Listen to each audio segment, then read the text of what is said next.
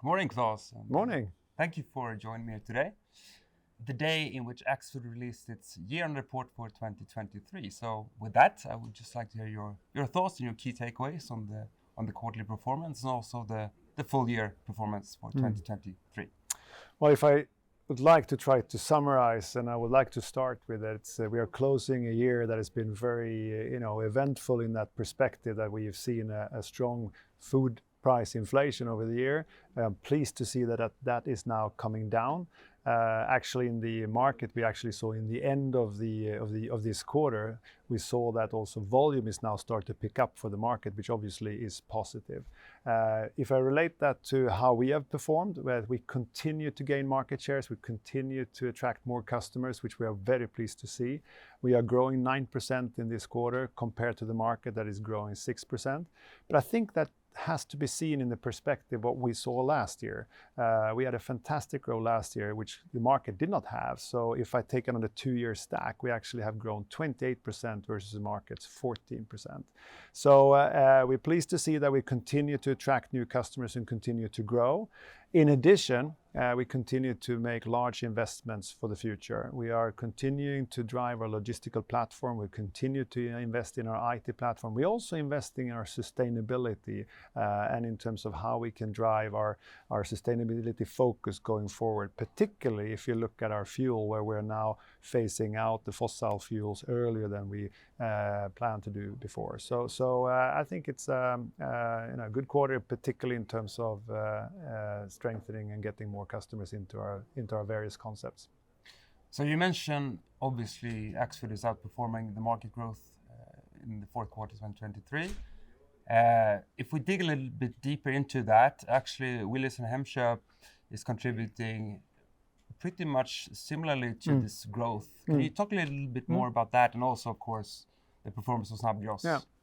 Well, if you look at our various segments, Willys continue to attract more customers, continue to perform well, and also showing healthy growth, but they are also coming from very high comps.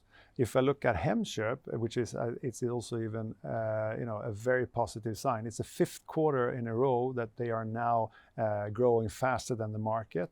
They may have had some easier comps last year compared to Willys, which we need to have in perspective, but it's really pleased to see how the work that Hemköp is now doing in terms of modernizing its store, attracting and driving more price value, and driving their position as a sustainable retailer. I think it's really paying off, which is pleased to see. Snabbgross is in a bit more challenging market at the moment, where the cafe and restaurant market is a bit challenged at the time. But I can note that Snabbgross flexibility in terms of how we're adapting is also paying off, where we are seeing a healthy growth and also a healthy performance overall, including adding more Snabbgross Club stores in this quarter. And then issuing a year-end report always means issuing a new outlook for the upcoming year. So the outlook for 2024 was released today as well. Could you elaborate a little bit on that? Yeah, we are, as we have pointed out, we've had some large investments previous years. Now the outlook is that we are going to invest 1.6 to 1.7 billion SEK, which is a majority of that is in terms of our recurring business that we are driving in terms of, in general, we're also modernizing, we're adding more stores, etc. But we're also having 300 million SEK that we are investing in our logistical platform also this year, but that's significantly lower than we've seen before. And in addition, we have outlook that we plan to open up 10 to 15 more stores. We still see that there is a lot of room for us to further grow. So we still have a high pace of new stores coming up also 2024. And then in terms of sustainability, you mentioned that a little bit, that there's been some news out today that we are transitioning the delivery fleet to fossil-free fuels.